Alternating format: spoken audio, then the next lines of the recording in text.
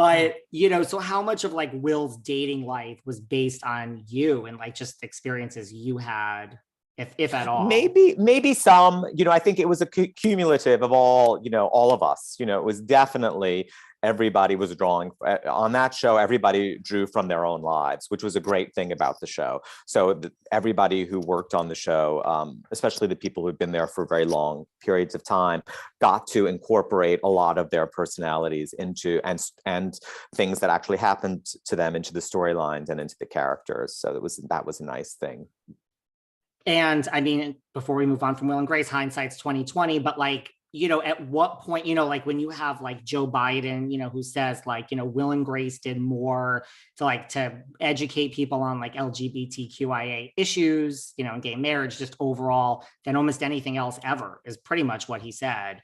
Like, how does that feel? And like, could you tell at some point from your years there, like, you know, like, could you tell like that this was going to be bigger than you and me and the show and just everything? No, you know, it was fun, you know, no. But it does speak to what people also, we continue to speak about and how important it is, visibility. It's visibility. We weren't really visible before, right? And so people liked Will and Jack. Therefore, they liked gay people. You know, it was kind of, but we were visible in a way that we hadn't been before. And that's so important, and you see it going forward. And I do think Will and Grace was the beginning of building blocks of a lot of shows that came after, like Modern Family, which you were really seeing a beautiful relationship between two men over the course of, you know, 11 years, I think that show ran. Then you get Pose, which now we're getting to go into, you know, a point of time in New York where we were all very vulnerable through the trans community and the gay community and people of color. And the ball culture. And so, you know, you're seeing, so it's making people visible. The more we're visible, and the more any, you know, disenfranchised people and people become visible, I think the more we get to know each other. And that's super important. And the fact that Will and Grace did that through a way that was just really funny, you know, the goal was always for the show to be as funny as possible. And everything else kind of just, you know, fell into place. Yeah. Well, listen, you did meet your Prince Charming, and it all worked out. Listen, I'm you know, like you said, I'm a self-respecting gay man. I've been to Mykonos many times. I've never brought home a husband, but I did. Yes, you did. I mean, is this true? Like, you met on a beach? I mean, you and Brad met on a beach walking. We didn't meet on a beach. Okay. We met in Mykonos. It'll be, this July will be 21 years ago, but we met in the evening. I was at a restaurant having dinner with a friend, and it was Nico's Taverna, where it's super crowded, like thousands of people walk by. It couldn't be more of a main thoroughfare in town in July. And I just saw Brad kind of going by, walking with this other man. And I said to my friend, "Who's that? I want to meet him." And he said, "My friend, the person that he's walking with, I happened to talk to earlier today." And then they walked literally right by our table. And my friend said hello to his friend. And I was left with Brad. And I said hi to him. And we started talking. And we literally have not been apart since. He came with us on the rest of our trip. He moved into my hotel room that next morning and came with us to Santorini, just traveled with us. Then I went back to LA, and he came, I'm going to say 5 days later, to visit. So he's still, I'm making air quotes, people listening, he's still visiting 21 years later. We said, this is weird. Let's just see how this goes. No promises. We'll take it one day at a time. As much as we are enjoying each other, let's just not put any expectations on each other. So I still say that to him. I'm like, let's see where this is going. No pressure, no expectations. You're like, remember, this is just a visit. Yeah, I'm like, you're still here. Huh. Wow. Well, that is just, I mean, you would, yeah. Is this why I'm single? Because you just jumped in, but like in a great way, like as you should. It wasn't normal. You know, I met him when I was 35, so it wasn't normal for me to do that either, you know, and Brad's 11 years younger than I am. So, but I knew myself enough to know that I hadn't felt that way with anybody before. Like, I knew that I hadn't felt, you know, this way with any of my previous relationships or anybody. So it was worth So I should listen to that. I was smart enough to say, you need to listen to this because this, this is different. So. And you just knew, like, that's what they say, when you know, you know. Yeah, it is. I know, isn't it weird? And I never used to believe that either, but I definitely was like, I think I'm, after a day, I was like, I think I'm going to fall in love with this person, and I don't want to let this person go. Wow. So then how was it, here you are, like you said, like you're like 11 years older, Brad moves in, Yeah. Hollywood life, like you are, you have everything going on. Not that Brad didn't. Brad had plenty going on. He didn't at the time. Yeah. He didn't at the time. Yeah. And so then just from like, listen, like I always like to talk about concept, not that we're going to dive into this because that's like a 5-hour discussion, but like, fame and the concept of fame and like Hollywood, so here you are. And then, so what is it like for you? Technically you were the one working in the business. And then like 7 years later when, Brad is now on like the Rachel Zoe Project, and we don't need to dive into Rachel because we know we don't want to talk about that, but like just Brad being in like the public eye, and like, was that an interesting like dynamic shift for you at the time? It was kind of an interesting dynamic shift. Yeah. But, I always knew the only way a relationship was going to work with me, and certainly with me and Brad, is if he had his own independent career and life and followed his own passions and dreams. I wasn't interested in somebody who who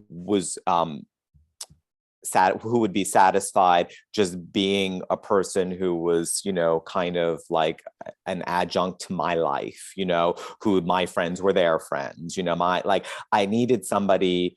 If I was going to have a partner, I'm the kind of person who needs somebody who's independent and who follows what it is that they want to do.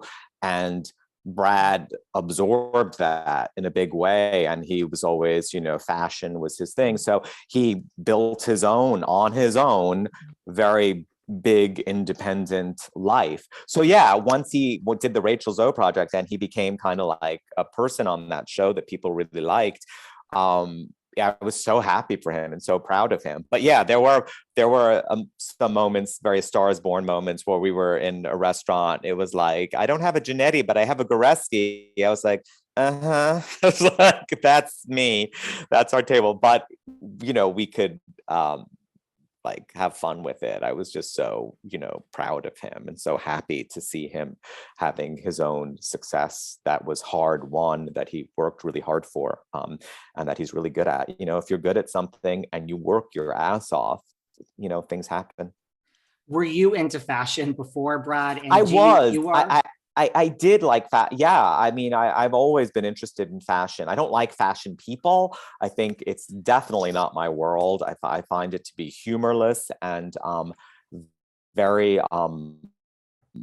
vicious, and the social hierarchy. I think the Met Gala, it's just like, people are like, why aren't you guys at the Met Gala? I'm like, do you really think Anna Wintour is inviting me to the Met Gala? I'm like, I'm not going to the Met Gala, nor do I want to go. Like, this is like the most horrifying nightmare to be anything. So it's not a world that I want to be a part of, but I love fashion. I like clothes, I like fashion, and I was always very interested in fashion, and so when Brad, I was literally like, would steer him, when we first met. I'm like, hey, maybe this, not that, So I think I had my own influence on him then, and now he has his influence on me. So it's kind of a nice thing. Once he's in fashion so much, I also became less interested in it. I was like, you can do it for both of us now.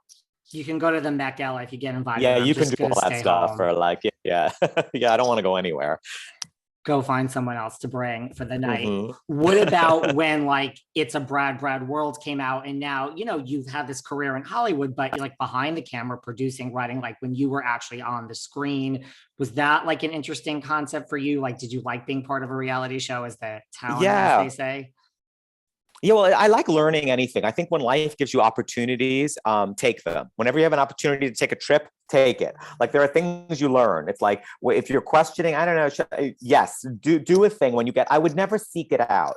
I didn't want, when Brad did the Rachel Zoe Project, he was on it, I think 3 or 4 years, I don't remember. And, but I said, I never want to be mentioned by name. You can never film at the house. I don't exist on the show, because it was also it wasn't my show. I had no control over it. I wasn't interested in being in the background on some, I was like, no, thank you. That's not for me. I also didn't want, I was very protective of my career, and I didn't want to be on a reality show. It was just not who I was. I'm like, I worked hard for this career. By the time his opportunity came, I kind of shifted how I thought about it. It was like, it didn't seem like that big a deal anymore. I was kind of like, okay. And the only way he would be able to have his own show, obviously, is if he could show his home life. So I had to be a part of it.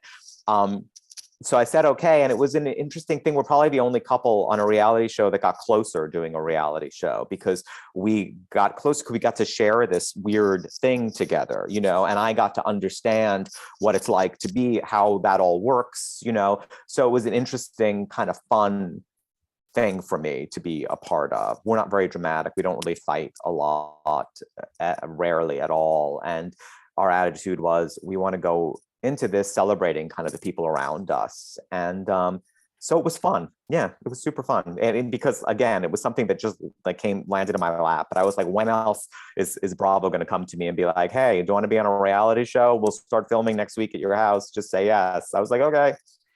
Do you think you would have said no to the Rachel Zoe, like just in the background now? Because like you said, like I could see I would your never reaction. I still couldn't control that. I would never do that. Right.